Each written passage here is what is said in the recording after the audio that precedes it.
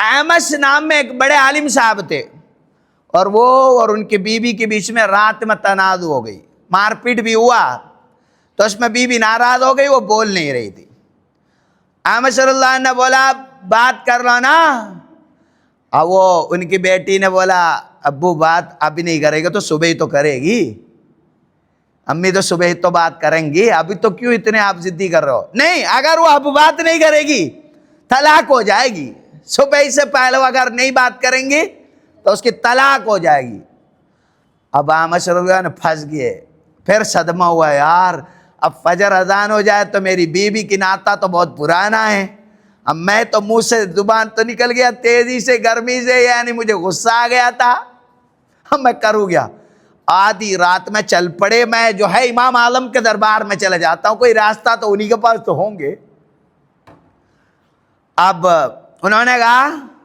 کیسے آئے ہو حضور، آپ جیسے بڑے ہستی ہمارے یہاں کیسے آئے ہو، بس آپ اور حکم دیتے میں حاضر ہو جاتا۔ نے معافی کر دینا مجھے کچھ بات ہے حضور۔ ارے آپ ایسی بات کرتے اتنے بڑے آدمی، آپ کے لیے میں جان سب کچھ حاضر ہوں، بتائیے کیا خدمت میں کر دوں، آپ کے لیے کیا خدمت انجام کروں؟ فرمایا ایسے ایسا مسئلہ ہے کہ میں نے غصے سے بیوی سے جو ہے طلاق بول دیے، صبح تک ٹائم ہے، اگر صبح تک وہ بات نہیں کرتی ہے تو میرے اور ان کے ناتا اتنی لمبے رشتہ ہے، میرے بچے بھی ہے، سب کچھ خراب ہے، پیر ٹوٹ جائے گی، یہ بچانا ہے۔ اچھا پریشان مت ہو، ایک کام کرو تم، احمد آپ کے علاقے کا مؤذن صاحب کو بلا لو۔ اب وہ مؤذن صاحب کو بلا کر لائے، امام عالم رضی اللہ عنہ نے فرمایا مؤذن صاحب سے ایک کام کرو، آپ اذان ہے نا صبح سے پہلے پہلے دینا، یہ گھر پہنچ جائیں گے نا، ابھی تھوڑی دیر میں گھر پہنچ جائیں گے، آپ اذان صبح سے 1-1.5 گھنٹہ پہلے اذان دینا۔ اب مؤذن صاحب حضور کا حکم ہے، یہ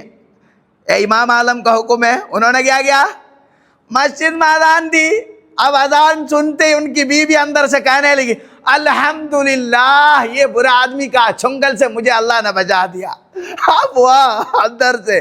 وہ کہنے لگی اب چنگل سے بچا تھوڑی ہے، یہ اذان ابھی صبح ہی 5 وقت تو نہیں ہوا ہے نا، تو ہماری تمہاری ابھی تو طلاق ہوئی نہیں، تم بات کر لی مجھ سے، تم مجھ سے بات تو کر لی، صبح ہی تو ہوا رہی ہے، تو اس لیے اب تو ہمارے رشتہ نہیں ٹوٹا ہے۔ یہ تو میں نے اب دیکھو امام عالم رضی اللہ عنہ ایسے ایسے حکمتیں اور دانائیوں سے بڑے بڑے حکیم، بڑے عالم اور بہت بڑے